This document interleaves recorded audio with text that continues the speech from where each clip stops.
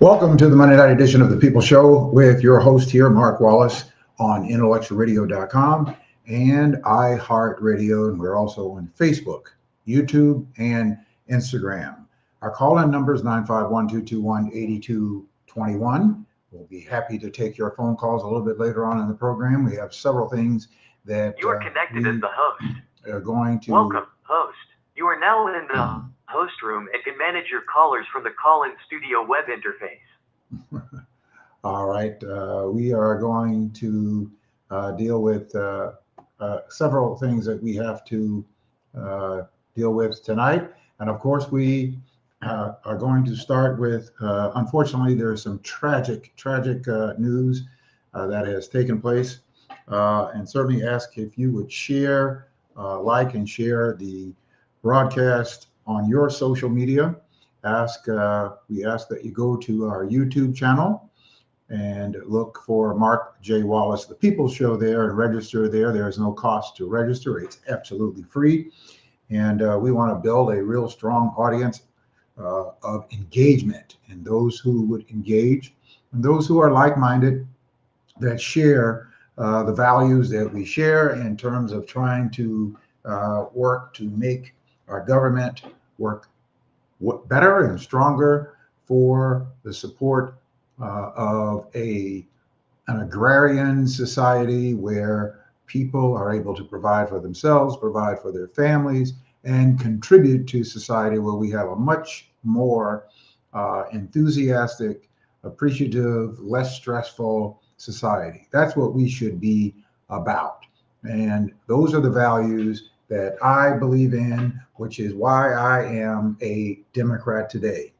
I know that there are those who like to throw around the word Democrat as though it is a bad word, or as though it may be that Democrats are bad. We've got some Democrats that are not holding to the values of the Democratic structure or the democratic values. And we need to, as citizens, we need to put ourselves in a position so that we can hire people who have the strongest values and people who are going to advocate for those values and people who are going to keep people at the heart of all of the work that they do in public service, in public positions, that we as the citizens and we as the voters put them in place to do.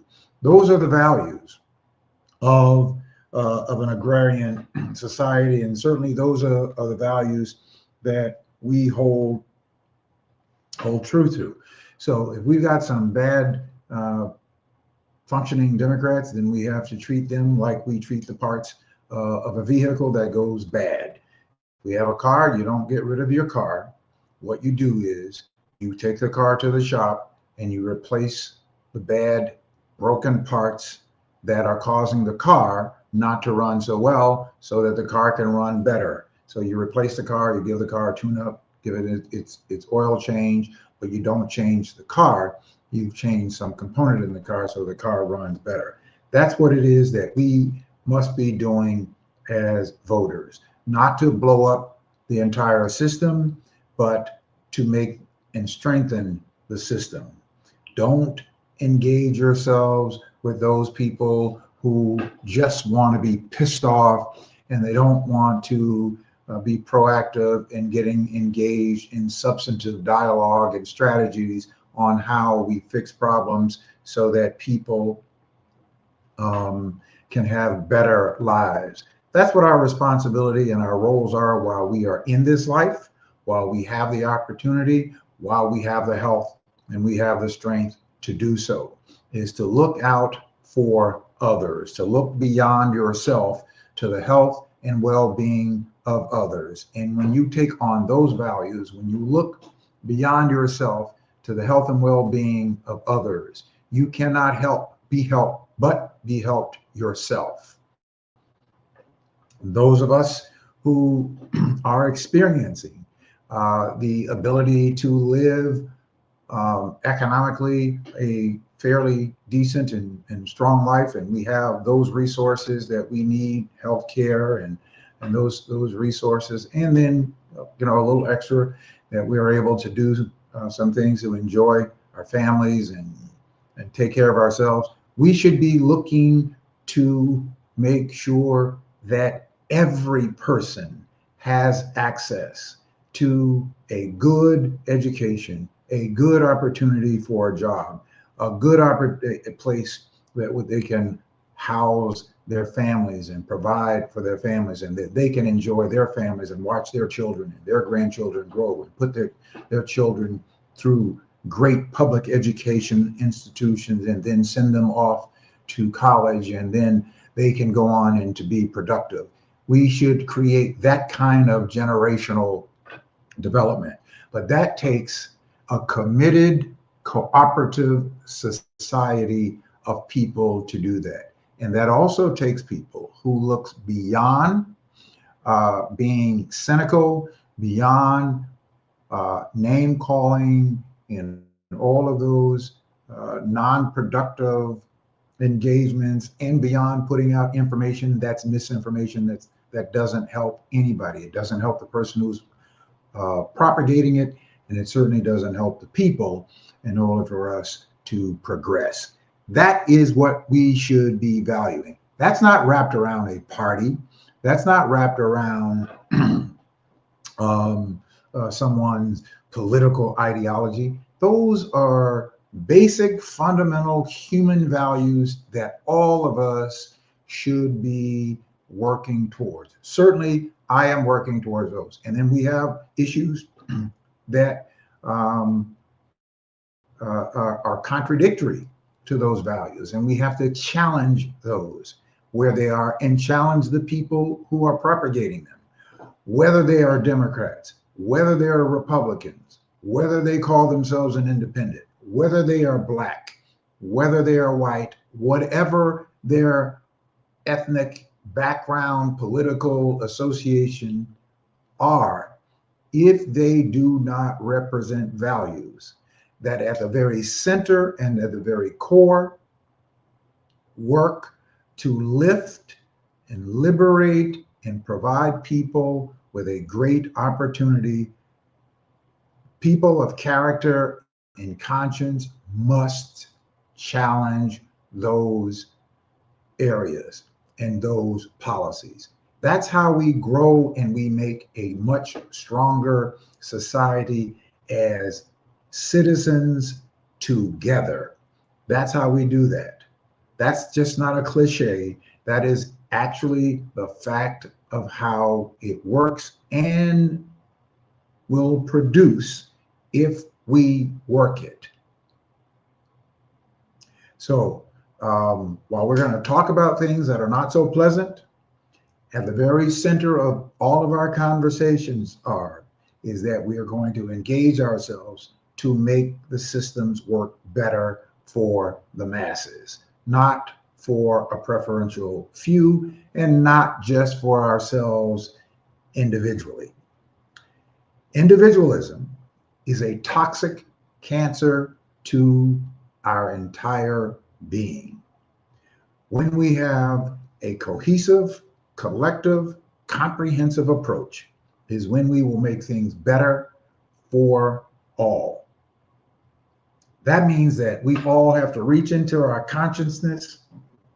We all have to take a strong look in the mirror, and we have to admit and acknowledge where we have operated in a very self-centered, destructive way.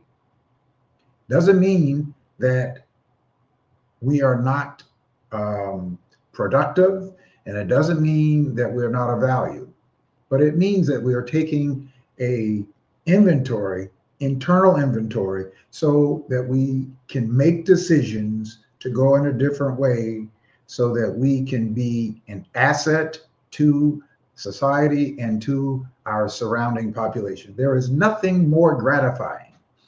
There is nothing more meaningful and impactful to your soul than being able to do something to contribute to elevating society, no matter how small of a contribution that is.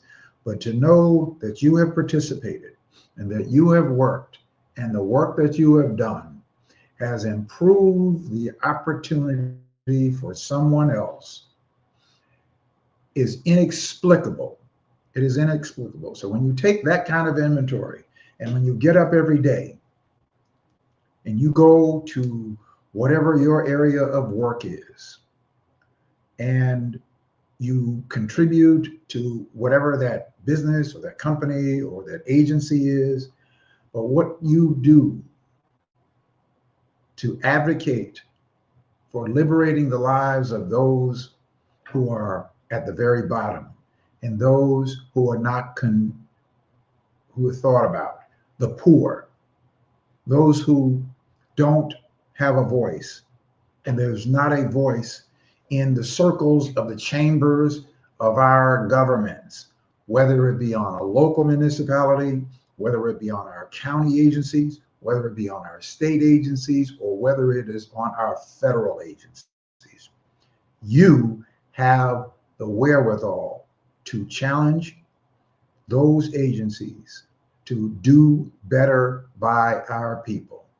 You have that power, but we have got to make sure, you've got to make sure that you are operating with a sense of a purpose, and certainly a sense of honesty within yourself, that you're not even going to allow for yourself to be an obstacle for you helping someone else.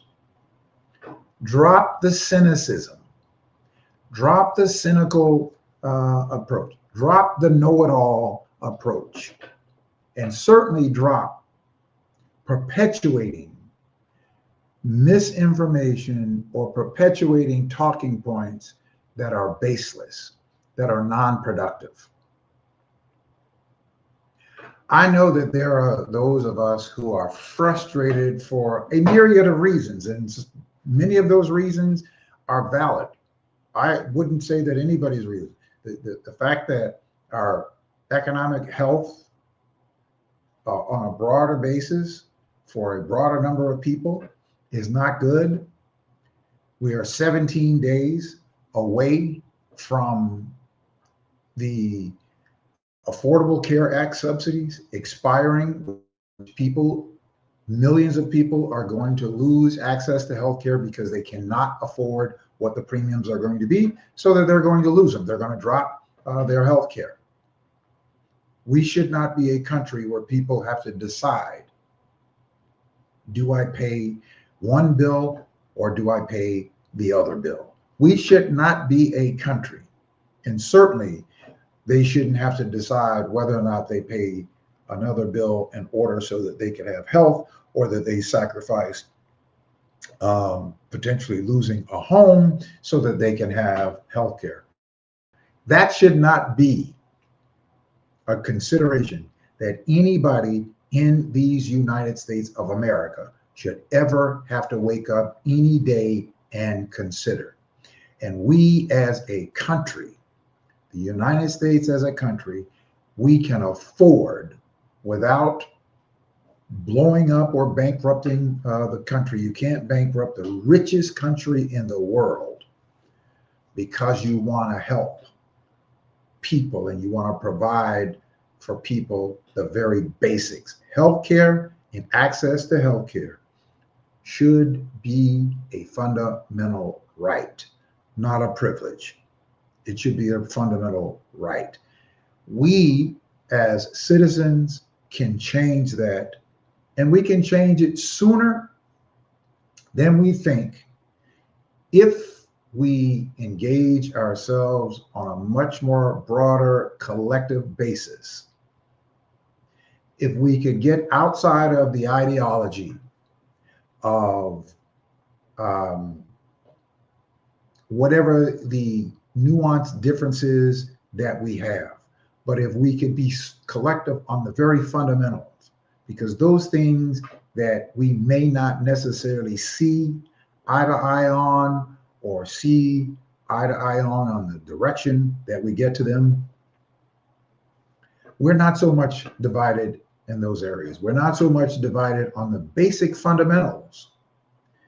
And if we can get ourselves together on the core fundamentals and agree that we will move together on the core fundamentals of making sure that our government responds to making sure that everybody has access to a good education, everybody has access to good health care. If we can ensure those two fundamentals, we can then impact all of the other areas of economic basis, leisure time activity. We can impact all of those when there are more people.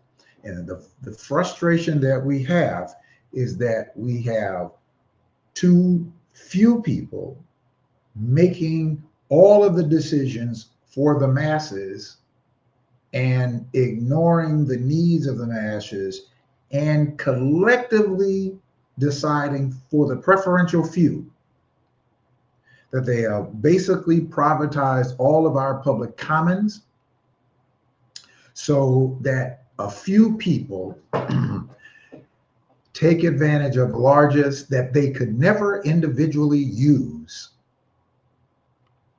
but to misuse that other people suffer. We have to do that kind of depth of soul searching if you really want, and I believe that most people really want for our society to be a better one, for our communities to be better. I believe that most of us want that. Even those of us who get into these pissy fights about the most teeny-ninety, as my big daddy and big mama would say, teeny items that don't even matter, have us split when we actually agree on the things that really matter. So we've got to clear our heads. And I know it may sound like I'm preaching, but I'm simply saying what is not being said and that we can at least think about. We got to at least think about, because we get up every day and we face these challenges. And even those of us who may have some level of comfort and some level of success in our lives individually, that is not the mark of a successful society. The mark of a successful society is making sure that every person, every individual that we possibly can has the opportunity to the basic fundamentals of life. Now, don't reduce the conversation down to talking about, some people who, engage in high risk activity and that sort of thing. On the grander scale of things, that is a minority of people. The vast majority of people in these United States, black, white, Asian, whatever your background, the vast majority of people get up every single day with the motivation, get up every single day to go out to try to do the best that they can to provide for themselves and their family and contribute to society. That is the fact of the matter of this 340 or 50 million people that exist in this country, what the majority of people actually do. What the majority of people actually do in our community, in the Black community, is we get up every day and we go to our various places of employment or our businesses to do the best that we can to help our companies, but in the larger schemes, we're contributing to society to provide for our families. And we come back home and we get up the next day and do it all over again. That's the vast majority of society. And we have these things that take place in our society that are actually in the minority, that drives our emotion and psychological senses more than maybe we should allow them to. Not that we should ignore them, and nor should we ever normalize. We should never, ever adjust to abnormalities as normal. We should treat them as such, and we should always be astonished at such, never allowing for ourselves to become numb or adjusted to abnormalities in our ether, in our society. So when we discuss these issues, and we discuss them in context of how we come together so that we can address these issues and we can challenge policies without becoming personal or enemies of people who are in public official positions that don't represent the interest of our communities. And some of those people we have to replace. Some of those people just don't represent the values that we're speaking of. Some of them may have gone in with that intent.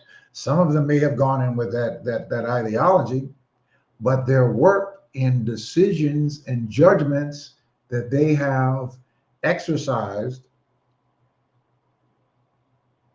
no longer represent that. And when they don't represent the will of the masses, then we as the masses have to hire somebody else who does. When we put ourselves in that position, even those who have been representing the interests of a preferential few, when the majority has organized itself in a way to say, you know what, you've been representing the preferential few, but the majority has gotten together now. If you want to stay there in a position that you're in, you now have to represent the interest of the majority and not the preferential few. That can happen. That can happen with a person who is currently in an office or public office if we, as the majority, work to bring ourselves together in that fashion. The only reason, or one of the only reasons, that they can do what they're doing is because we're so fractionized. And we allow ourselves to be split and fractionized on these teeny, weeny, non-consequential, unimportant differences that we have, whether it be personality, whatever it may be. We have to be adult enough to say, you know what, and to take a real inventory as to why am I thinking what I'm thinking? Why am I thinking this negative thing about this person? Or why am I split with them on something that really doesn't matter? Or if it really matters, would it be so bad if you decided that, let me go and have a conversation with my brother or my sister so that we can squash whatever this is or settle whatever this is, whether it's something that we don't understand or we didn't quite see, so that we can go on to be more productive about more important things within our society, within our community. Because I would tend to wager that at this stage of my life, I have been in enough debates. I've been in enough disagreements. I've been angry and with people. And then when I look and I take an observation of what it is that I might have been angry about with someone, sometimes I have to say to myself, you know, you've never even had a conversation with the person. You've made a judgment based on how you thought someone looked at you or didn't look at you or said something or didn't say something. We've all made those ridiculous, childish assessments about people, good people, people that we could do so much good with.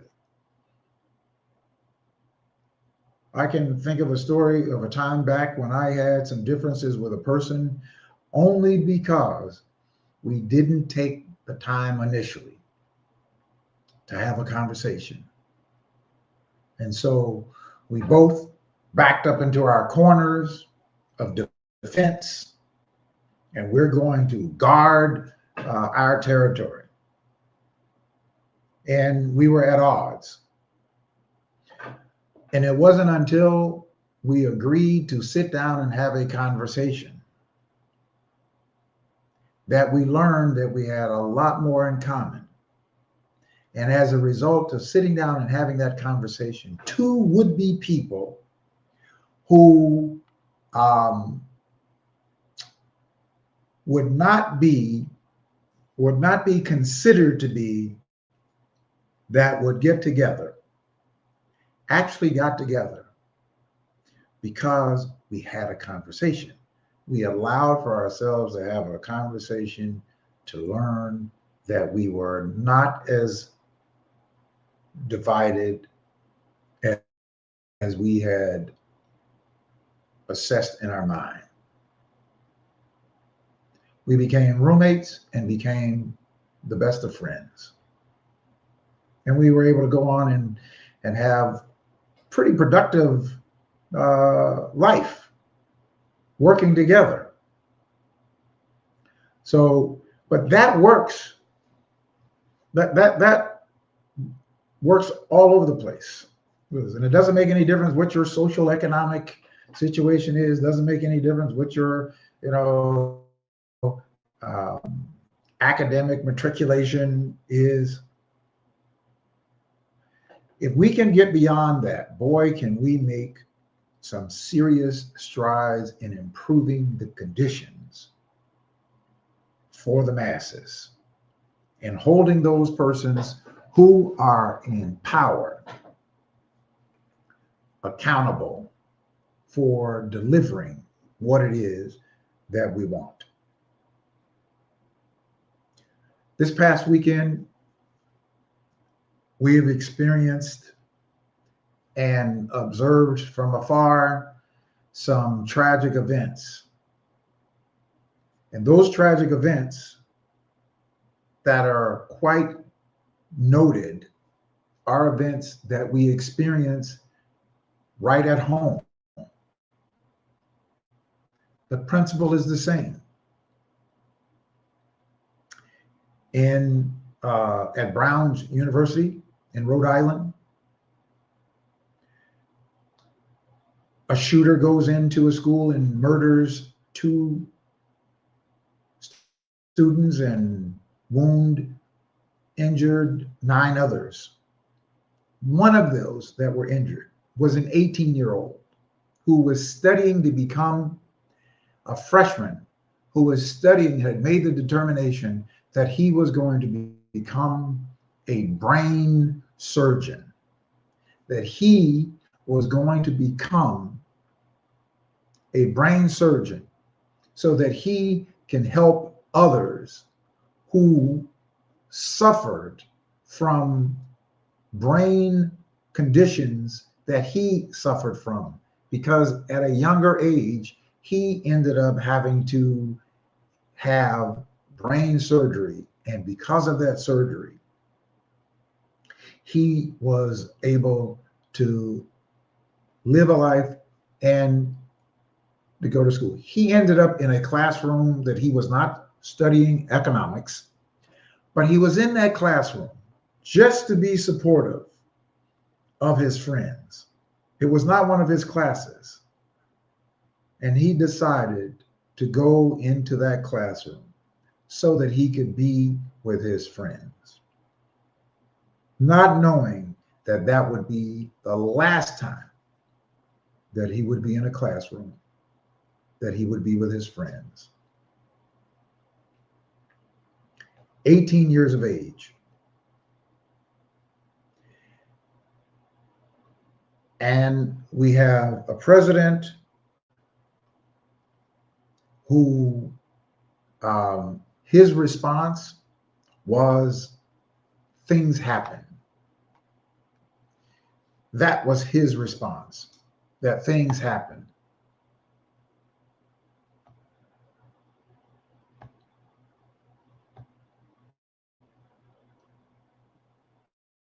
Things happen. That's what the United States president, the president of the United States, said about this horrific shooting. I think this was for this year, the 59th mass shooting. Not sure if my number is right, but let's suppose that to what happened in Australia on the Hanukkah by the Sea celebration, when a father and son attacked a group of Jewish people celebrating the first day of Hanukkah, murdered 15 people, wounded 42. The president of Australia and the response of Australia, and that was the greatest massacre that they've had since 1996, when 35 people were shot, 13 people demised. Or I'm sorry, 35 people demised. And the conservative government at the time and administration at the time imposed some of the strictest gun reforms in modern history. What they did was they put a little small tax on a insurance policy so that they could raise the money, and they ended up buying semi-automatic weapons and AK-47s to the tune of paying $47,000. That you, if you wanted to have AK-47, you have ones, but it's going to cost you $47,000. Or if you have one, we will purchase it from you at $47,000. At the time, 1996, they raised over $600 million, bought all of those weapons back, hadn't had an event such as that until now, and here we are almost 30 years later. And the current administration says that we are going to do whatever is necessary, even to the tune of looking at our gun reforms and taking even stricter gun reforms. 2 days after this incident takes place, that government says that we are going to not take away your right, but we are going to impose stricter gun reforms to ensure that this type of thing does not happen in our society, in this country. That's not what our government response is. Our government's response is things happen.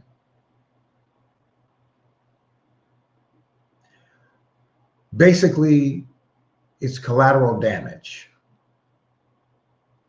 That our children will live in risk, young people will live in risk and live in fear, not knowing that any day that they happen to go to their university, go to a class, whether or not somebody is going to break out or enter their building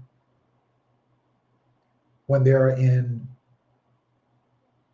simply trying to improve their quality of life.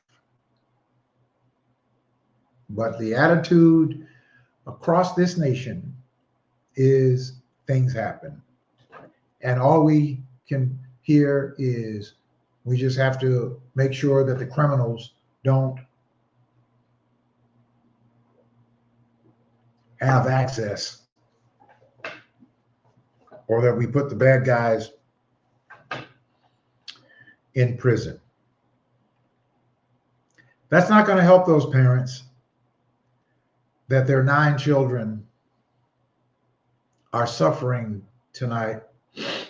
That's not going to help the family of 2 babies that are not going home to celebrate with their families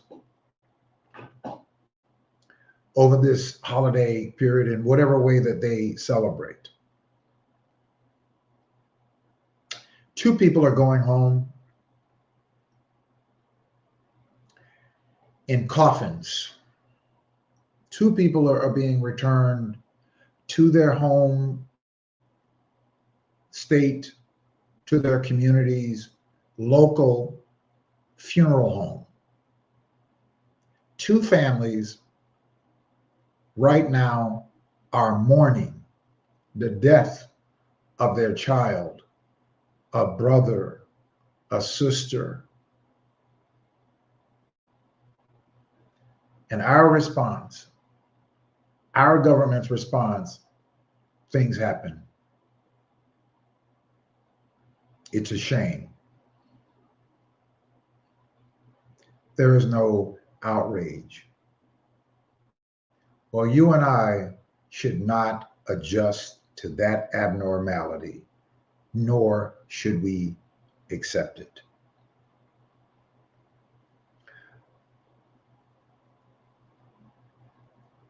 There are 350 million of us or so in this country. We have over 400 million guns in this country. About 39% of our population owns 400 million guns. I'm not talking about the illegal guns, but I'm talking about legal guns. 400 million guns. We are 4% of the world's population, yet we have 44% of the world's guns. We lead in homicides, sexual assaults, home invasions, robberies, murder.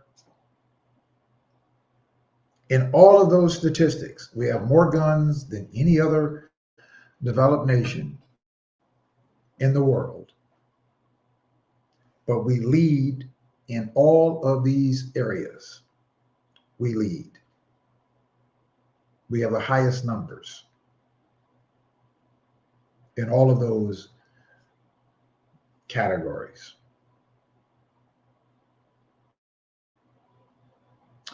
Because we have this ideology that the more guns are available, the better off and the more secure we will be. Well, look at this statistic. 4% of the world's population, 400 million guns, 350 million or so people, 39% of that 350 million owns 400 million guns.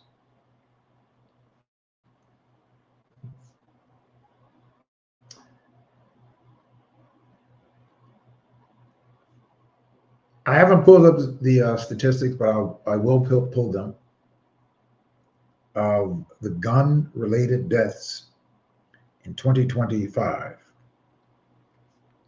We've got another 16 days in this year. And I'll pull up those deaths. Did you know that 2/3 of all gun-related deaths in the United States, more than 2/3 or 2/3, are suicides more than murder, attempted murder? 2/3 of all gun-related deaths in the United States are suicides.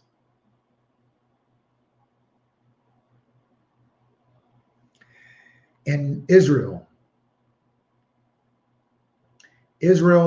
at 18, everyone has to participate in the military. And Israel saw that there was a high rate of suicide when men and women would go home because they would take their weapons home on the weekends. And they saw this high rate of suicides amongst military cadets. So what did Israel do? Israel put into place several laws. One, that you could only own a gun in Israel unless you lived in a territory that warranted you needing to have a gun. And if you moved out of one of those territories, you would have to give up your gun. The other is if you were in the military, they built armories. And the military men and women would leave their weapons at the armory when they would go home on leave. As a result of doing that, suicides in their military dropped by 65%.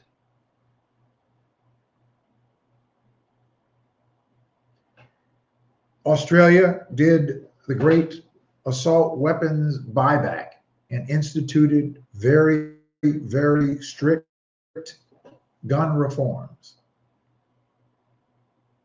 in Australia because of a 1996 massacre that took place there. And it all happened in less than a year.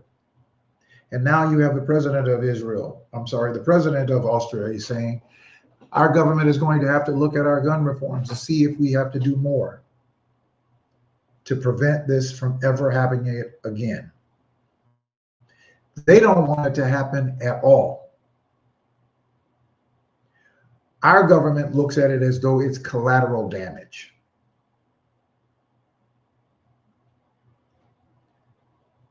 I would hope and plead with more of us that we would challenge our federal government. We would challenge every congressperson. We would challenge every senator that something must be done. Nobody needs to have a military style weapon in a general society. We are not at war with each other. Why do we believe that that is something that is acceptable, that we would have a military style weapon for protection? Again, all the statistics show that you owning a gun, you are 3 times more likely to die or be injured by your own gun than a home invader.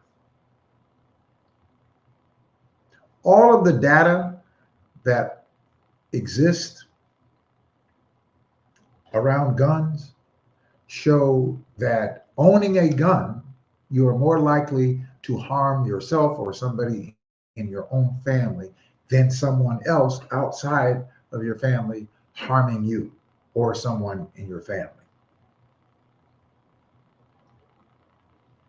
Yes, we need to do something about the flow of illegal guns flowing into the hands of people in our communities. Yes, we need to do something about that. We need to address the root of the problem. Now, we talk a lot about, well, we need to stop black on black crime and we need to stop killing each other. Well, that is true. We don't want to see that type of self-destruction happening in our communities and in our general society. But we cannot isolate this as though this is only happening in one community, because the data shows differently. And I can go through some of those numbers there to show you that the numbers are very different than what is being portrayed.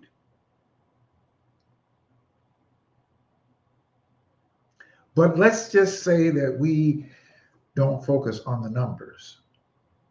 What we have to do is we have to focus on what is the process and the policy that must be in place. We cannot fall back and retreat into our defenses and saying, well, nobody's going to take my gun.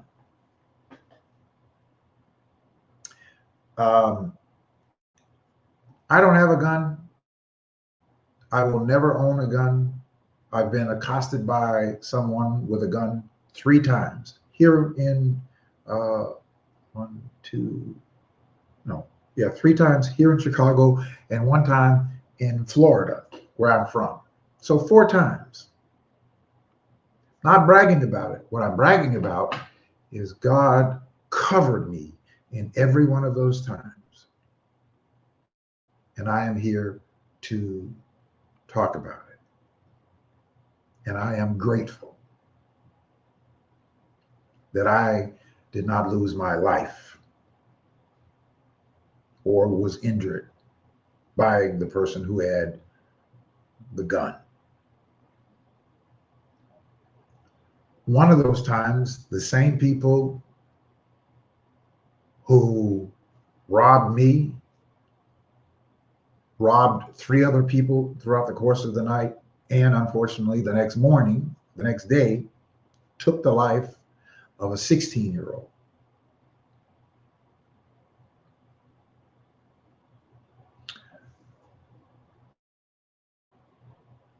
My point is this, that I'm sharing, is that we have to think about this in a much more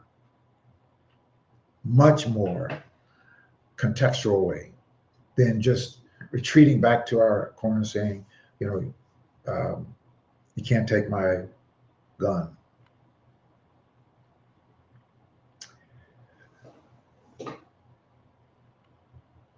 That is not the conversation, and that can't be the 2 positions, the 2 extremes that we take. Take all the guns, you ain't gonna take my gun. We have to look at what is happening, and we have to demand that there be some resolve to it. Now, people, let's not minimize this, because there are some things that's happening. We're going to be talking about this next week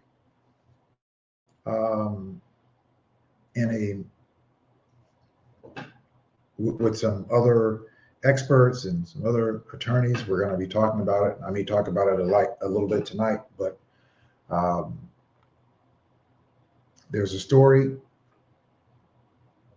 that came out yesterday, came out again today. CBS 2 did this story about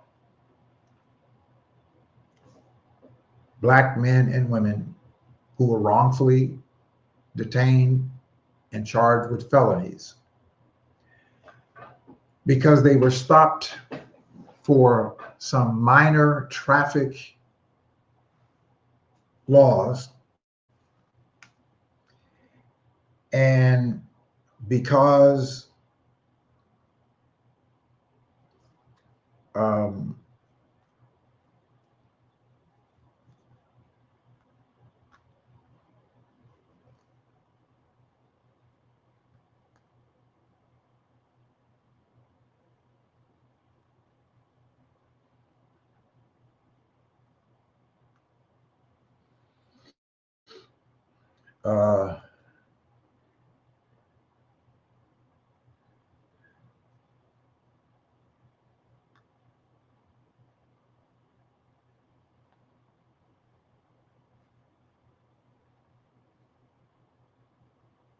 one second.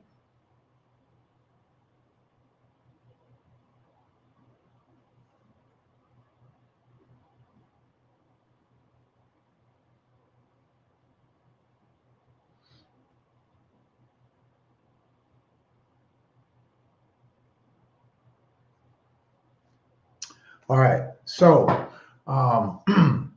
these people, again, we're going to talk about this at length next week. These people were charged with felonies, should never have been arrested, should never have been detained. It is within the protocol of the state and the police protocol that they should not be arrested. They were legal, verified, Fort card carrying, concealed carry gun owners. Now, as I said, I will never own a gun. Don't like guns at all. But that's not the point. These people were legal. These people had their credentials, did everything that they were supposed to do.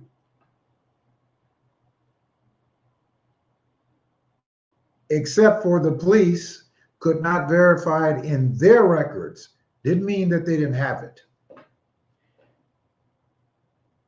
And so what was a minor traffic stop for a broken or a outed tail light, whatever it was, turned into a felony arrest for Black men and women. And it's not a one-off. We're going to be talking about it. Why? What's at the center of it? The excuse that the police used a gun, that they would detain Black men and women.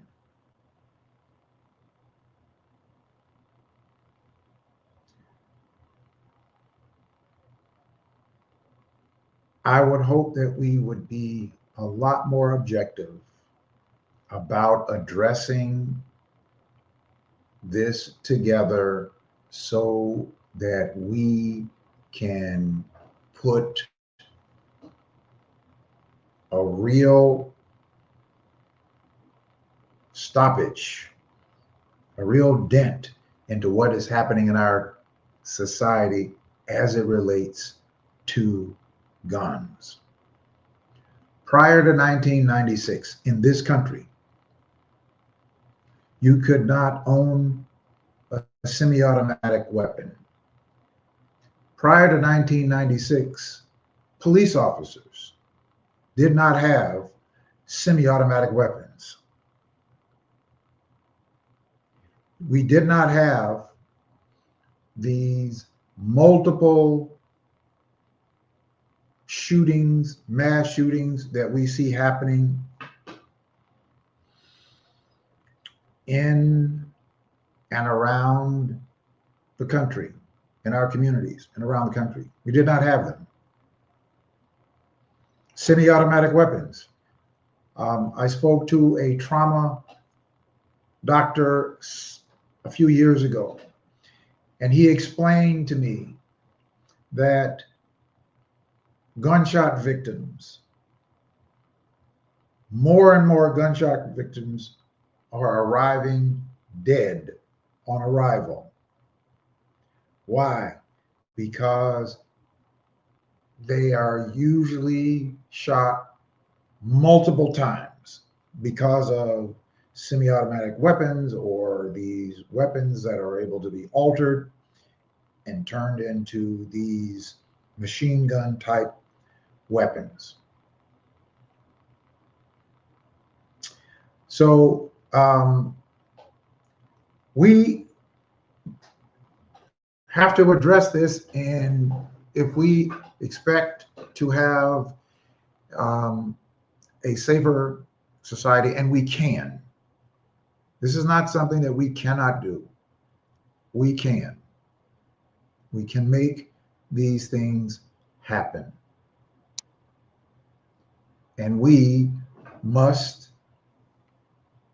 all commit ourselves to having an openness to saying, let's get to work, having a conversation about how do we address the problem. Not by jumping on our backs on the wall saying, well, you're not going to touch my gun. I would hope that we can get away from that, because we have a problem. We have a problem to where we have this disconnect. We have this disconnect to where we fall back on praying for the families and sending out condolences, which saying, it's almost like someone that slaps you and says to you, I'm sorry, but then they slap you again. It is an empty gesture. We have to get to the point to where we can have the conversation, where we are all open to having sensible conversations and acknowledgement that this is a problem that is only going to get worse if we don't do something to reverse it.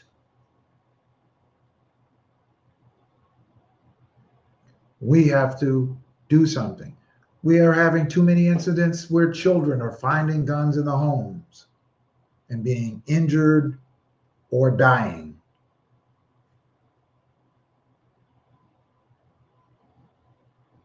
We have much more incidents of suicide, children being injured by guns found in a home because they're unsecured.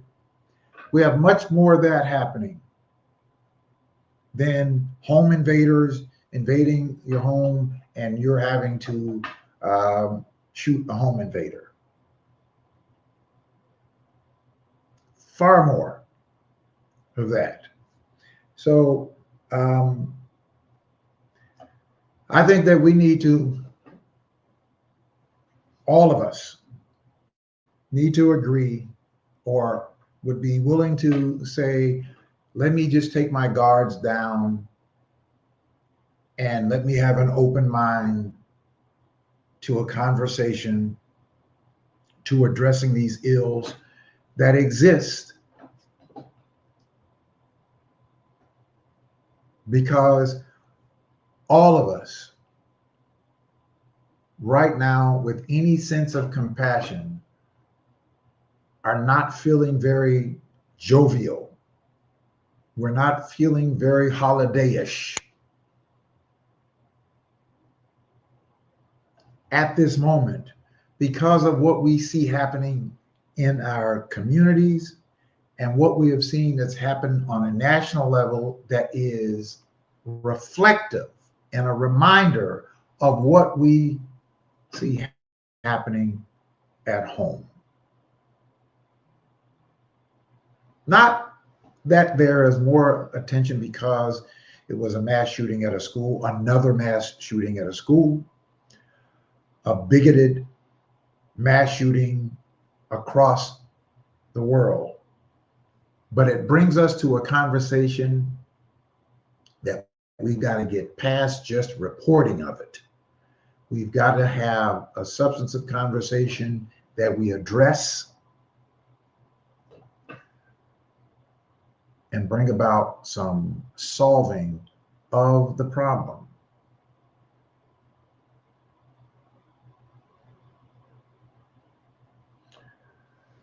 We've got to do more. We've got to have more of that. All right.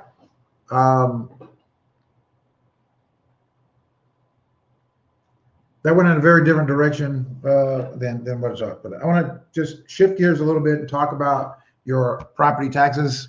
You know, I paid all of my property taxes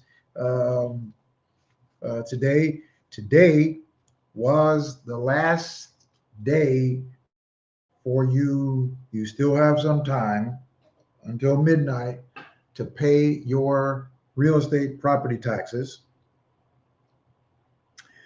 without incurring a fine of 0.75% per month, which is about 9% a year. And this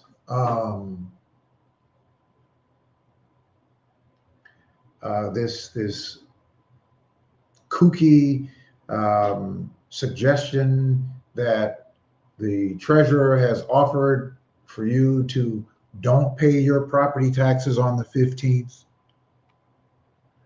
You can go on and you can finance. We can put you on a monthly payment. It's not a monthly payment. You're paying a late fee. You're paying a late fee. If you're financing it, then it should be financed at 0%. That's not helping people. They're already having an issue paying their taxes.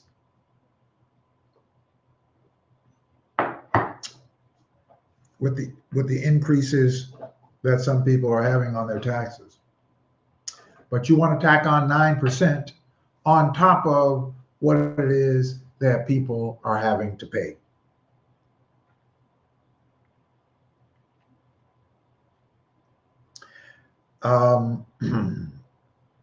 So if you pay your taxes by December 15th, which is today, there is no late fee. If you pay your taxes between December 16th, 2025 to January 15th, 2026, it is a 0.75% increase. If you pay your taxes between January 16th and February 15th, it is a 1.5% compounded increase or late fee. If you pay it between February 16th and March 15th, 2026, you're already reaching the point of when your first installment is due.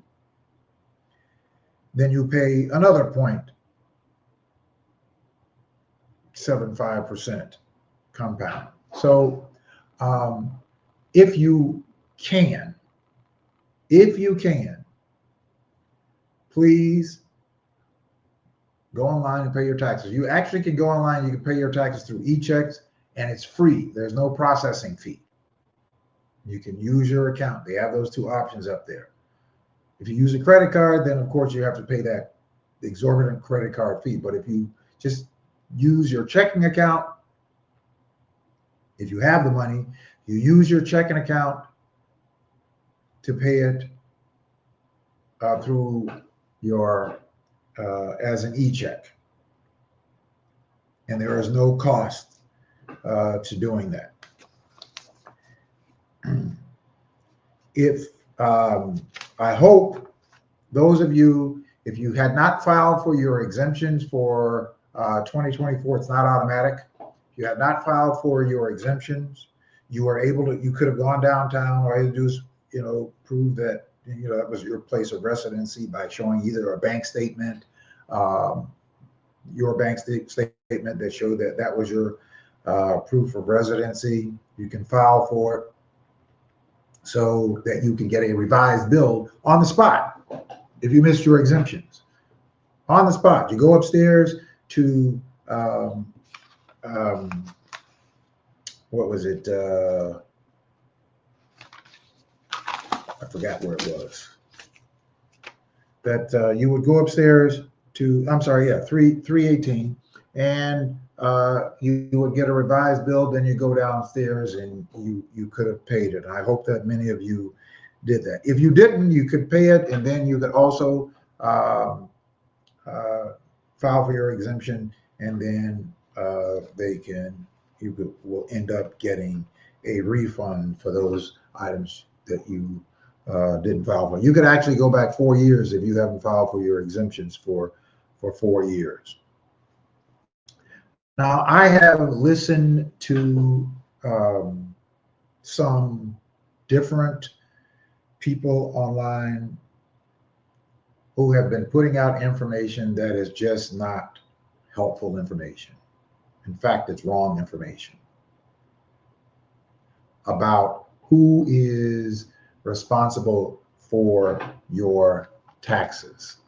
If you look at your real estate tax bills, it says on your tax bill, right? I know that a lot of people want to blame the assessor for your tax bill. The assessor does not determine how much taxes you pay. The assessor does not determine how much taxes you pay. The taxing bodies determine how much your taxes are, because those governments set our levies, the county and the city. They set the levies. It is the treasurer that has to send the bills out. They don't make the determination. The assessor doesn't make the determination. There is one body that can impact the determination, and in some degree determine how much more you will pay on your property taxes. We are learning, and we have learned what that agency does, and that is at the Board of Review, that have been flying under the radar for decades, that none of us paid any attention to until the recent 5 or 6 years, that I have been learning about this process. Somebody who has been in real estate 40 plus years, we have not paid any attention to that office. And we have thought that the problem was, and to some degree it was, because of the corruption that was going on in these various agencies. So if you look at your real estate tax bills, we've got to, again, this is us coming together, saying to the people that we have hired in our government, in our city government, in our county government, in our state government. We are demanding something different. Now, certainly, we have to come up with solutions, and we cannot be unrealistic about how we address these issues. I've heard people, spewing things out that in some degree that are already happening. And again, misinformation is divisive and is dangerous. It's divisive and it's dangerous. If you are going to be a person who is operating as an advocate, you have a responsibility to make sure that whatever information that you're putting out is information that is useful information for the public that pays attention to what it is that you do or you are saying. So we have to address this issue at the Board of Review. And we have to stop the Board of Review from the practice that it has engaged in for decades. And that is taking taxes that belong to wealthy property owners downtown in Chicago and spreading those taxes onto homeowners to give a break to wealthy property owners downtown. That we have to stop. That is what's happening, that a part of the increases, or in some cases, the increase. If you got an increase on your tax bill that was $700, $800, or $1,000, $700 of that was subsidizing tax cuts from property, commercial properties downtown. $700. So what happens when the assessor's office assesses properties values and sets the assessments?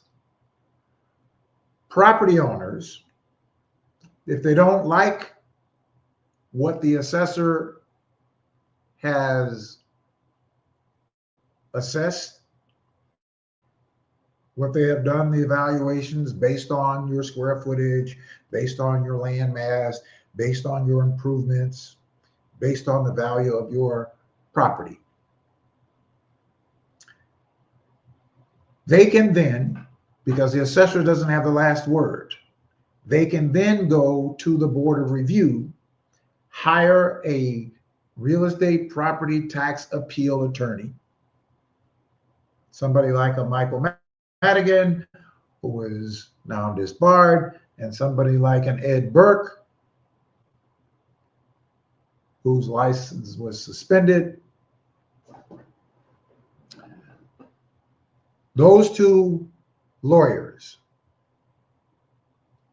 who participated in setting the policies down through the years, both of them were in office for more than 40 years. They go to the appeals board, which is made up of 3 commissioners, District 1, 2, and 3, Samantha Steele, George Cardenas, Larry Rogers Jr. Larry Rogers Jr. and George Cardenas work in lockstep. Samantha Steele, she can have a voice, but she doesn't really have any power because she doesn't have an ally. So the tax appeal attorneys appeal the taxes, puts forth that appeal to the Board of Review. The Board of Review votes to lower the assessed values of those properties, giving them multi-million dollars in tax cuts. $48 million to the Trump building and $28 million to the Hilton properties and data centers, $42 million. A shift this year of $500 million, just this year, of $500 million in taxes that they cut for wealthy property commercial owners downtown that make plenty of revenue from those properties. So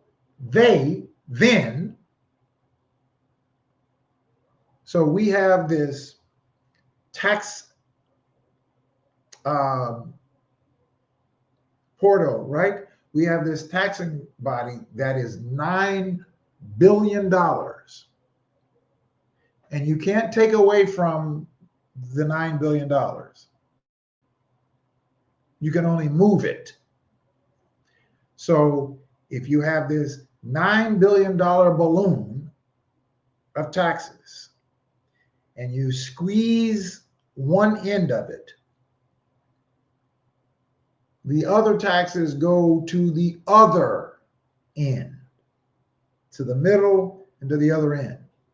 So that $500 million that was squeezed over here downtown now is spread over the rest of the properties, homeowners on the south and west side of Chicago, to the tune of $700 million. It's spread evenly.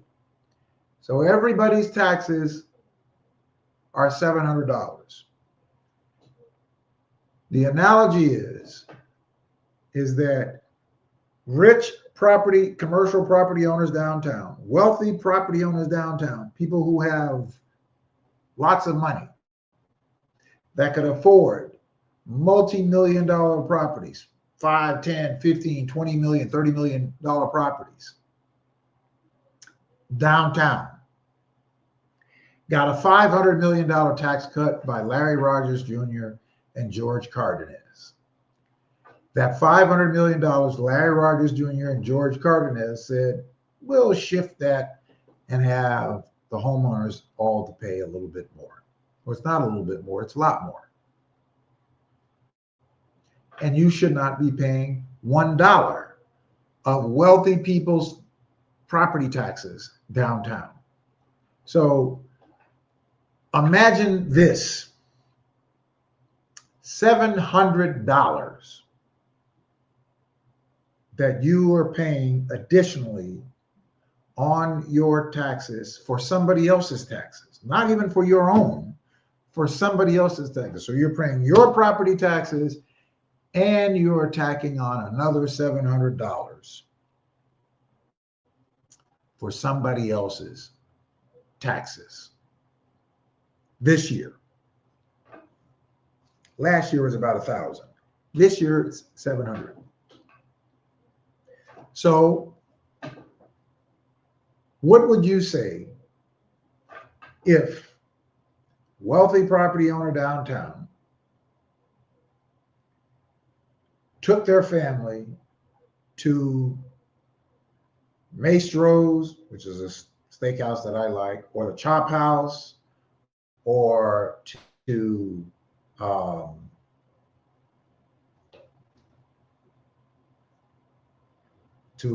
one of the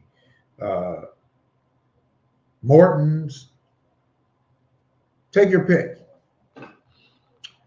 And they took their family there and the meal was $700.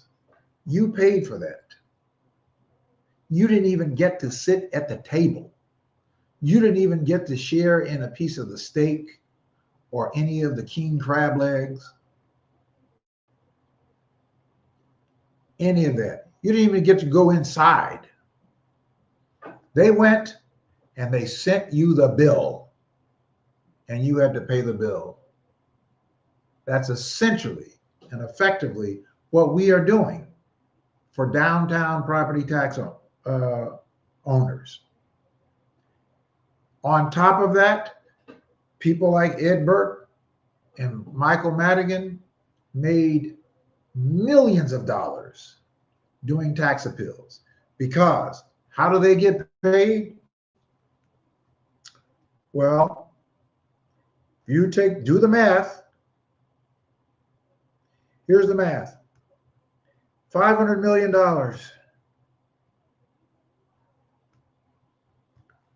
And I'm going on the low number, times 25%. It's $125 million in fees that you and I have subsidized to Michael Madigan and Ed Burke, or tax appeal attorneys like that. Larry Rogers Jr., what does he get? His law firm, these tax appeal attorneys refer cases to him. These tax appeal attorneys provided millions of dollars, hundreds of thousands of dollars to Larry Rogers' campaign fund and George Cardenas. How do we change it? By voting those persons out to change. We have the opportunity to shift the balance of power at the Board of Review. George Cardenas is up for election. George Cardenas is up for election. There's a woman by the name of, I can't pronounce her name, is Juanita Federizzi or something like that. I'm going to have her on the program. We're also going to be having her to, inviting her to come before 10 by 10 to win for our endorsement sessions. So, so we'll get a chance to hear from her. But we have an opportunity to shift the balance of power and to neutralize what is happening by making sure that George Cardenas is replaced. And the next time that Larry Rogers Jr. is up for election is in another, 2-year cycle. If Larry Rogers Jr. doesn't change his tune, then we need to hire someone else. Now, I was almost about to say that we should just get rid of Larry Rogers Jr. But if we shift the balance of power on the Board of Review, and the person that goes in, the person that we put in, or that we support, that goes in from that particular district, because that would be from the first district, that that person will take a different position and neutralize what is happening at the Board of Review.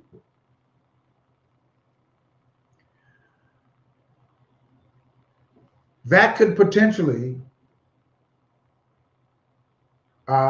readjust how Larry Rogers Jr. has been functioning at the Board of Review.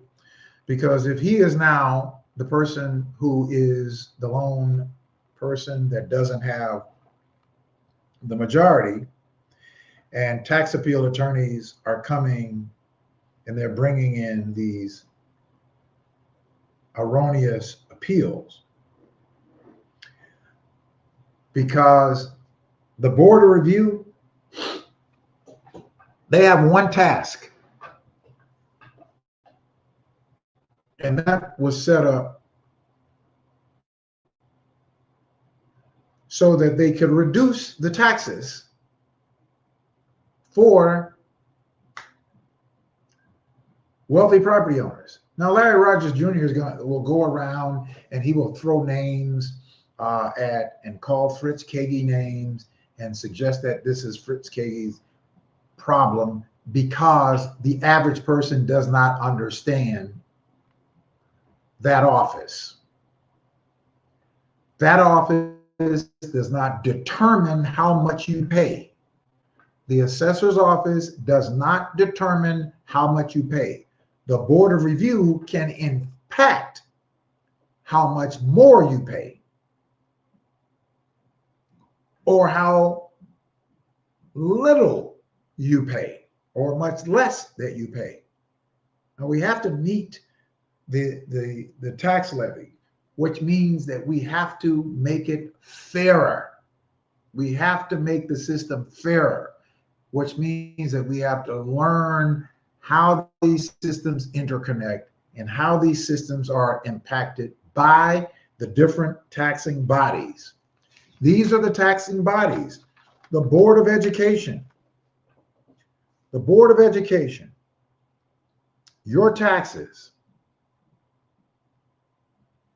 Your taxes. I'm going to tell you what percentage of my taxes on one bill. Okay. 55% of your taxes goes to the Board of Education. 55% of your taxes go to the Board of Education. That's not set by Fritz Kagi.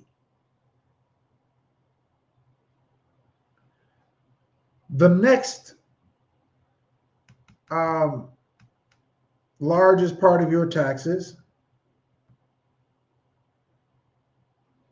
go to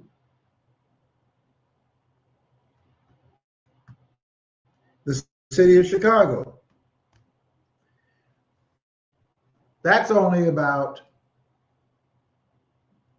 2.5%. If I did that right, let me see. Did I do that right?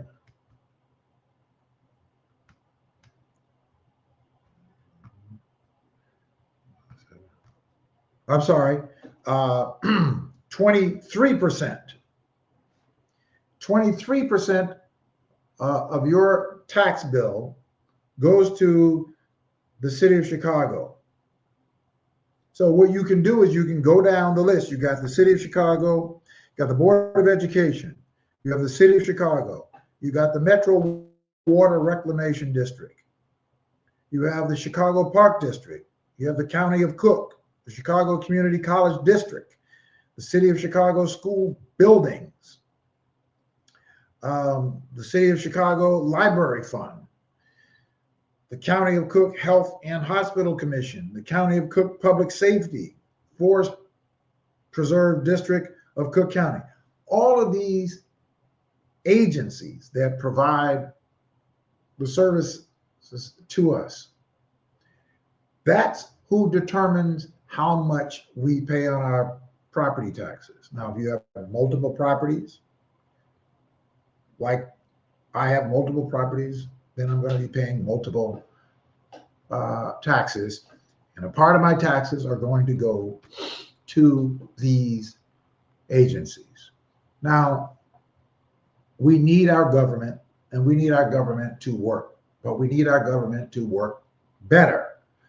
What we need to is that we have to do an analysis, a forensic analysis of how these agencies are actually using our funds. There's been a whole lot of privatization of our public commons. These are our public commons. That's what this is called, our public commons. What are our public commons? Our public commons are our public agencies that all of us utilize and all of us share in paying for. So those are our public commons. But many of our public commons have been privatized for profit.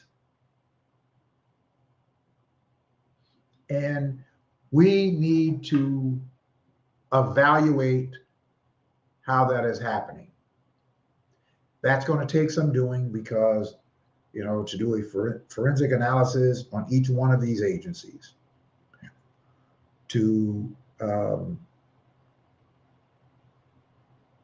see where our dollars are actually going.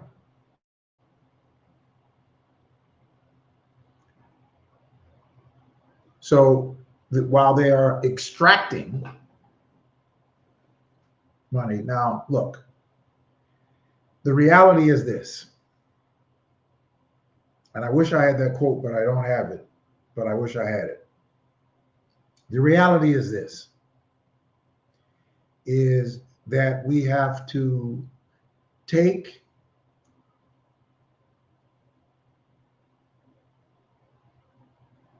our agencies, that they become unprivatized. The more privatization that we have, the more politicized they're going to have, and the less that they are going to be effective for the public good. That's why you and I can't spend our time getting in these little spits and spats over just nothing, because there are more important things for us to pay attention to. And it very well may be that people don't want us to pay attention to those things, but we have to pay attention to them. And what I want you to do is I want you to be more focused on asking questions. Why is the levy that for the Board of Education, the City of Chicago, and so forth and so on? Where is are these funds going to? Let's find out what is the levy for each one of these agencies. What is the total levy for the Board of Education? What is the total levy for the City of Chicago? That simply means what we have to, the money that has to come in. That's the levy that they give to the treasurer in order to collect, so that they can give them to these governing bodies so that they can function. Now the question is,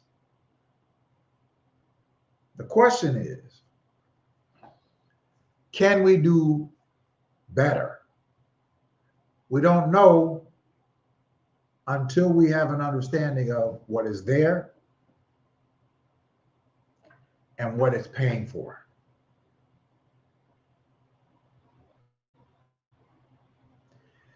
So we just can't engage ourselves in this rhetoric without having information, or even just engage ourselves in being angry, just so that we can be angry to make noise. We want to solve problems. We want for these levies to operate in order that they will benefit the public good, not private interest. And that we will probably find out that there is too much private interest, and people have turned our public commons into their profit centers. There is a lot of people, I shouldn't say a lot of people, there is a few people making a lot of money off of our public commons. I, for one, think that our public commons are not and should not be for people to become wealthy.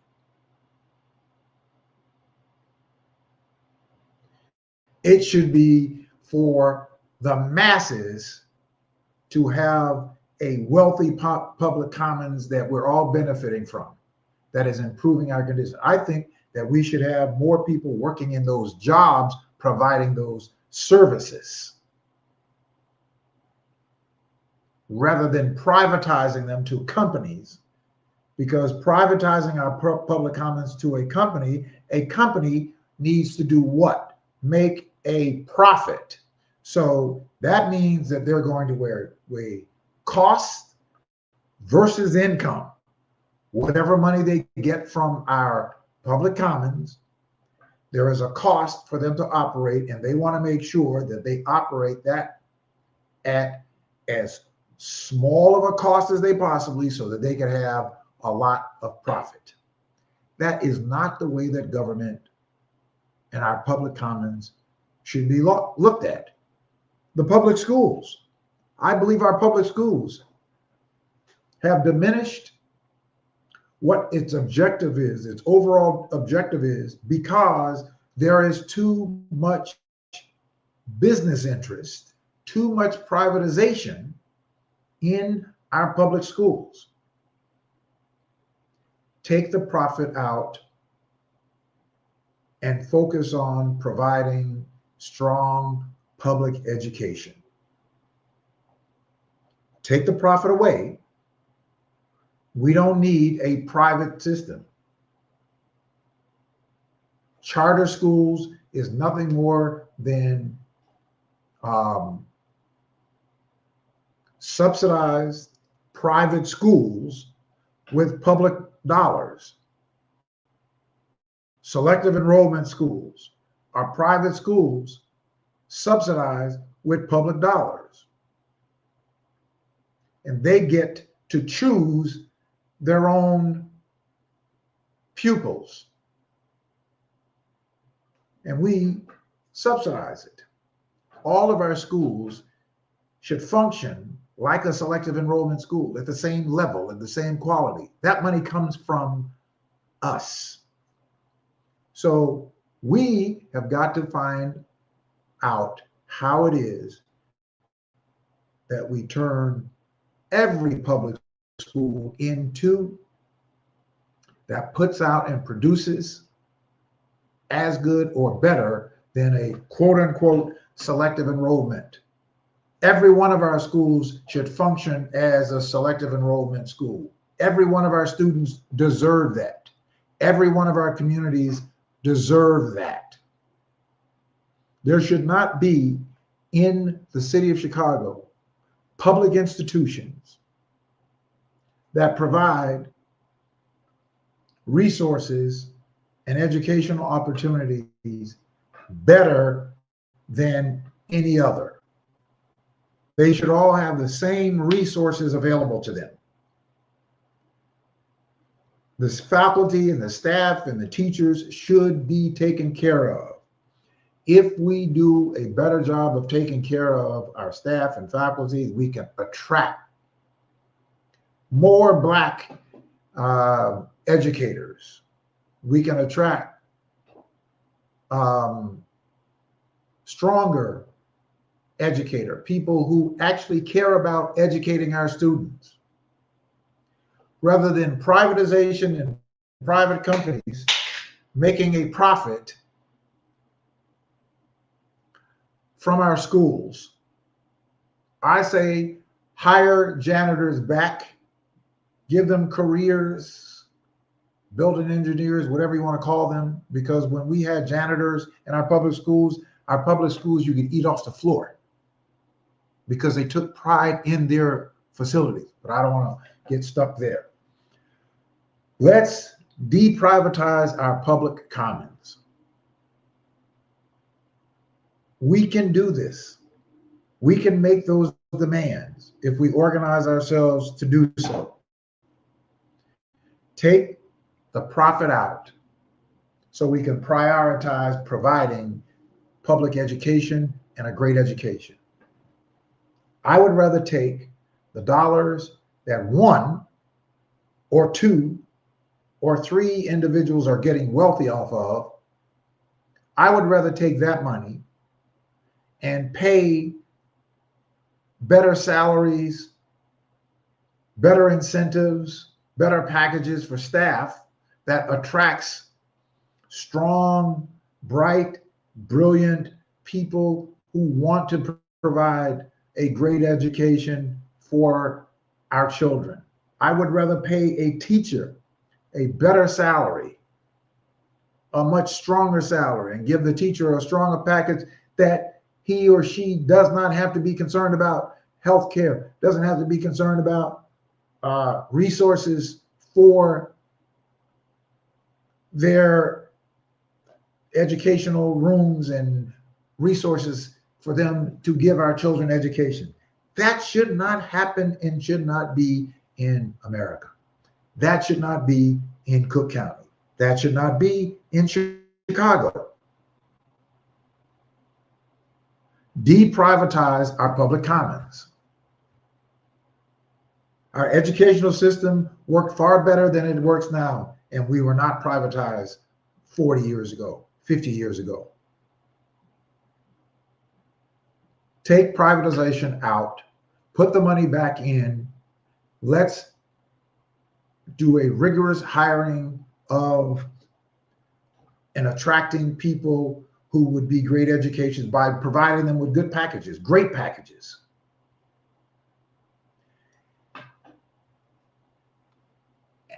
An alderman making $150,000 a year is not more important than a school teacher that makes less than $100,000 a year. A school teacher should be making $150,000 a year. I would rather pay a school teacher $150,000 a year package than to paying an alderperson $150,000 a year. You will attract the brightest people to educate in our system. Take the privatization out of it. Let's hire, let's attract, and let's take care of our educators. Stop demonizing our educators, and let's take care of them. And those that don't meet the standard, let's get them to the standard. Yes, I believe that we have to have a standard, and we have to have a high standard, and we should have a high standard. Just like a private firm has a high standard for people that they want to hire in their firm, we should have a high standard for people who are going to be providing education to our children. That should be a higher standard. And those who want to work in that area, if they want to work in that area, then they have to be able to meet the standards. They have to be fair, they have to be equitable, but we have to have standards. I believe that we need to take out of those, we need to take privatization out of our public commons. We can do it. We were once there, we can do it again. But that means a whole lot of us are going to have to be involved in that process. I know that I am not the only person who thinks like that. There are many people who think the same way that I think about that issue. I know that I'm not the only person who thinks this way. There are many people who do. My point is that we should get together. Many of us should get together, and we should agree that we are going to change these systems. Now, I said all of that talking about our property taxes. We've got to find a way to make the system fairer and more equitable. Now, the other side is we want our roads taken care of. We want our streets repaved where we don't have to drive on potholes. We want our sidewalks safe. We want our park districts clean and available. We want our forest preserve available to us so that we can go for a walk and picnic in the summertime. We want our health care system to function, to provide for those who need help and to provide for the poor, since we don't have a single payer or a universal health system that provides for our citizens. So we need that. We want for our community colleges to be available for students. In Miami-Dade, Florida, I just learned where I'm from. Born and raised in Miami, Florida, been in Chicago 40 years, was born and raised in Miami, Florida. I've been in Chicago longer than I was there. And I just learned when my wife and I went back for Thanksgiving over the holidays, and my sister told me that the Miami-Dade Junior College, which used to be a 2-year college, it started out to be a 2-year college, an associate's degree. Now Miami-Dade is a full-fledged 4-year college. 4-year college, which is practically free. Miami-Dade. They used to have 2 campuses when I lived there. One near my home and one up north. They now have this sprawling campus downtown. I think they have 3 or 4 campuses. But it's a 4-year college, which is practically free. We want for our agencies and we want for our government to work, to be effective. And again, what I am saying to you is I do not want for any of us. And I am saying to you that those of you who value the information that we put out, I am encouraging us to abandon the cynical misinformation and disinformation and the ridiculous talking points, and encourage people in your ether, encourage people in your circle, that if they want for our society to be a more agrarian society, then we have to participate. And we have to participate in ways that we are encouraging the people that we hire, that we have to challenge them. Not only do we have to challenge them, but we've got to work with them to find solutions to these problems. We have to unleash our public officials from being slaves to private interest.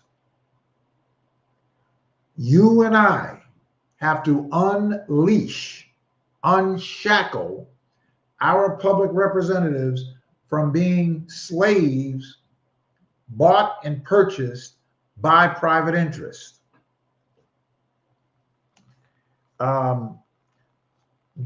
We have too many.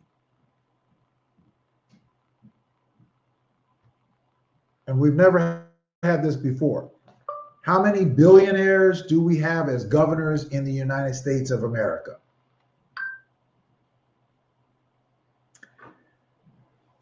As of 2024, early 2025, there are at least 3 governors in the United States who are billionaires, including J.B. Pritzker, Doug Burgum, Jim Justice, and Glenn Youngkin, that are billionaires.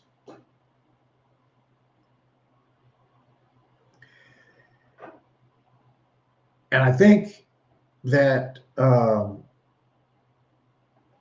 are mostly 1, 2, 3, 4 governors that are billionaires.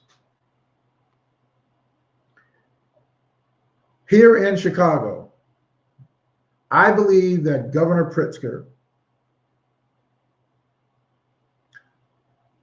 on balance, or for the most part, has done a pretty good job as governor.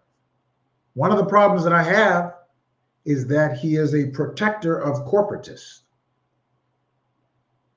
That's one of the problems that I have. But I think that we can change this.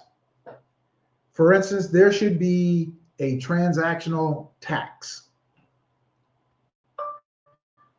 There should be a financial transactional tax on trades here in Chicago. Now, while there has been an ongoing discussion in past legislative attempts for there to be the financial transaction tax on exchanges,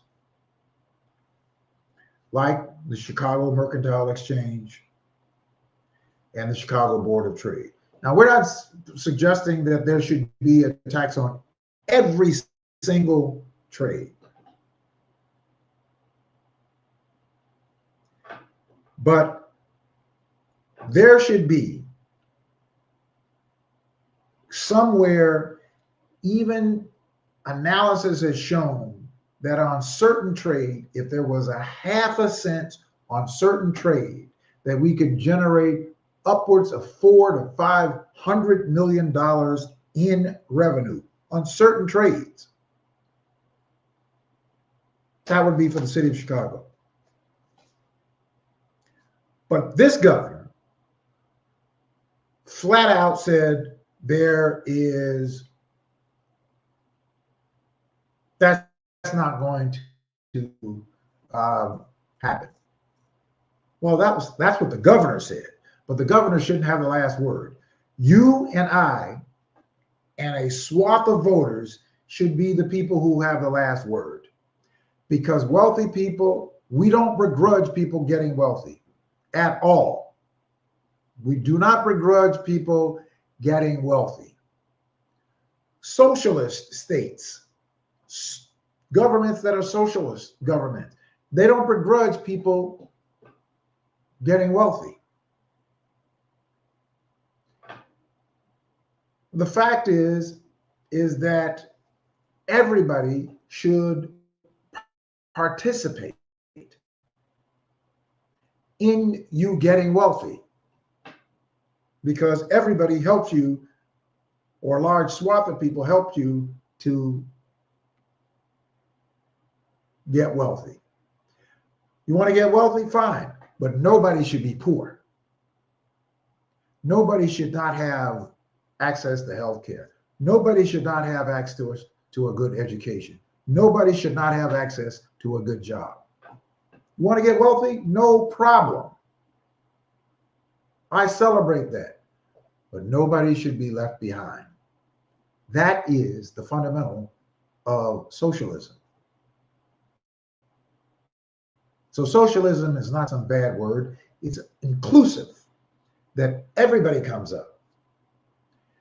You want to know who practiced socialism? Those of you who are familiar with Ben and Jerry's ice cream, they practice socialism in their company. Now, these are two guys who had no intentions of being the big wealthy guys that they were. Ben Cohen, had him in the studio with me at WVON, and even drove him over to the north side. We participated in a progressive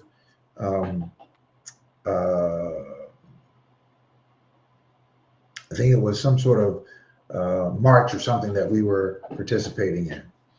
And they developed Ben & Jerry's, which grew into this big company. They had, again, these are two college dropouts that had no intentions of building this big, fancy, wealthy company. But they got something that just took off. But what they did is they ensured that everybody in the company elevated. all of the senior management and the CEOs, anytime that management would rise, there was never a point in their company where management earned 7 times more than the lowest waged employee. So whenever management would grow, everybody else would participate. That was Ben and Jerry's motto. The company is now operated by somebody else, and I think Ben Cohen just resigned from the company because disagreement with the philosophy. But the point is, we as the public, we are the ones who can make these changes and who will make these changes. So if we want for there to be a financial transaction tax, and Brandon Johnson talked about a financial transaction tax. He talks about a head tax that was in place, that was put in place by the Dailies, a head tax that was taken out of place by Rahm Emanuel. And at the same time, to replace that, he took the corporate head tax off and he put in place speed cameras to make up for the revenue that he was giving back to the corporatists. But he was taxing everyday working people and poor people with speed cameras for that revenue. So he replaced the revenue, and working class and poor people are the ones who made up that difference. That happened simultaneously. Now they want to complain about Brandon Johnson saying, hey, corporatists, wealthy, you've got to pay your fair share. You've got to endure some of the burden that poor people and working class people have been bearing the brunt of every time that we need some revenue. The problem with Brandon Johnson's approach is that he didn't come to the people to get support from the people to say, hey, I need you to have my back. I need you to put pressure on the governor, that the governor has to agree with it. The General Assembly has to agree with it. And if they don't, then we have to hire people who do. Brandon Johnson did not do that. Brandon Johnson, or whoever is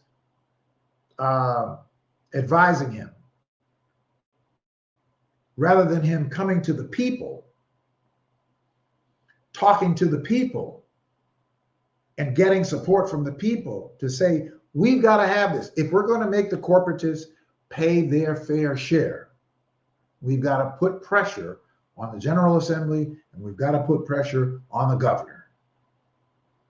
The governor doesn't like it. Who cares that the governor doesn't like it? The governor does stuff that we don't like, but he still does it. So who cares that the governor doesn't like it? It's necessary for them to pay their fair share. And so in order for them to pay their fair share, we, by the hundreds, by the thousands, have to get together. And we have to say, 100,000 of us, 200,000 of us have to say to the governor, if you do not, then we will elect a new governor. That is the price.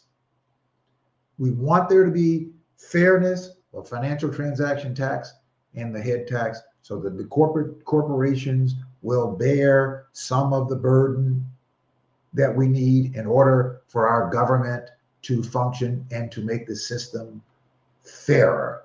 That is what we must do. That is how we engage, by organizing ourselves together. All right, look, if you all haven't done so, please join us on this Thursday. We're going to be hearing from one of the congressional candidates, and this week it is going to be Richard Boykin, who is a former Cook County commissioner who is running for the 7th Congressional District. He's going to be before us, 10 by 10 to win this Thursday night. And if you haven't, text 10x10 to the number 855-909-1385. That's 10x10 to the number 855-909-1385. 1385 so that you can receive the Zoom meeting link and participate in this week's meeting. Thank you all for listening right here on the Monday night edition of The People Show on intellectualradio.com.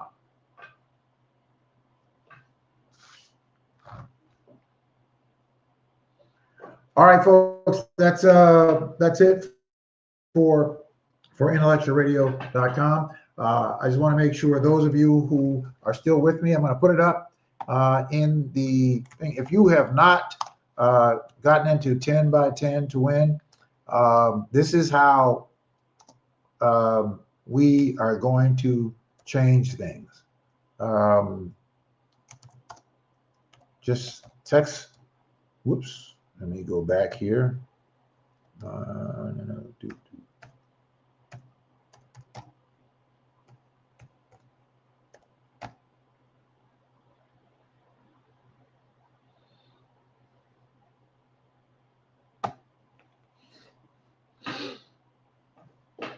right, so I put that up in the chat. Text 10x10 to the number 855-909-1385. That way you can get the Zoom meeting link. You'll be in the text alert. We only send out one text a week for the meeting, so you're not going to get a bunch of texts like you're getting from all these different campaigns. But it's so important for us to build and organize this block of voters. And the reason why is because we have to put ourselves in position to support policies that are good, strong policies that we need to have in place, policies that people want to oppose, or policies that we want to oppose. There are policies that they have in place that we don't like, but they still put them in place. So why can't that work in reverse for us? That they might not like policies, but they're necessary, and they need to be fair in order for it to be a more equitable, sustainable situation. That's what we need to do. So text 855-909-1385, share that with others, and I hope to see you on Thursday night for this week's 10 by 10 to win meeting at 6:30. We're going to have Richard Morgan with us, and we're going to put forth questions to him before him. And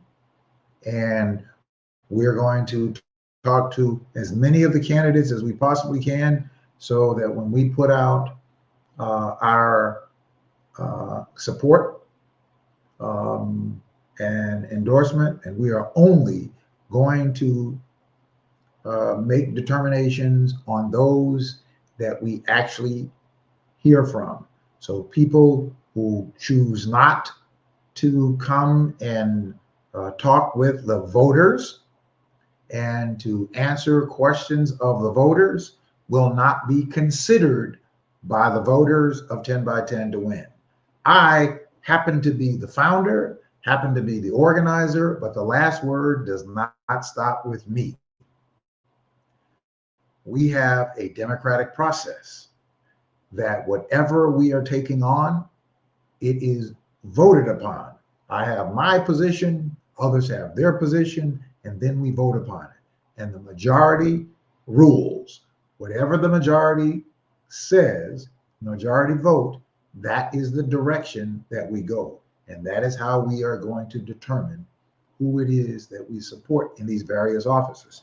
For the 2nd Congressional District, for the 7th Congressional District, and for the 1st Congressional District. Any of those candidates that are running for those races that come before the committee and the body of 10 by 10 to win, which is a committee that is made up of people from various different communities, from the southern suburbs to the west side of Chicago, wherever they live. So we have people who are representative of many of these districts, and we're hoping that that number grows, that we have this huge voting block that we can centrally decide. We can select and elect people and put pressure on people in public office.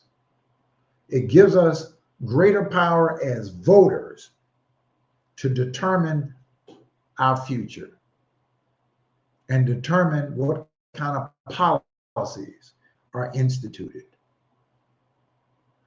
This is not a spectator sport. We must engage, and everybody is on the first team. There are no second teamers. There are no second stringers. We're all on the first team, and anybody who is sitting on the bench makes the entire team just that much weaker. So get up, get engaged, get involved. Join us Thursday night, 10 by 10 to win. I want to thank all of you for joining in on the stream tonight. Next week, we're going to have a great program. We're going to be talking with attorneys from Public Defender's Office. We're going to be talking about those people who are legal FOIA concealed carries, and how they have been falsely detained, arrested, and charged with felonies when they should not have been, and now they're having to go through spending thousands of dollars and a year of trying to get their name expunged. We're also going to be talking with hopefully the state representative proposing an automatic expungement for people who have been wrongfully charged, wrongfully convicted. We're also going to be talking with Kevin Jackson, is a young man who served 23 years, 8 months for a crime for which he did not do. He is going to be with us along with his attorney, and we're also going to be talking about felony review bypass. All of that's coming up on the next edition of The People Show on intellectualradio.com and iHeartRadio. Make sure that you all tune in with us for next week's program. Till then, have a great evening.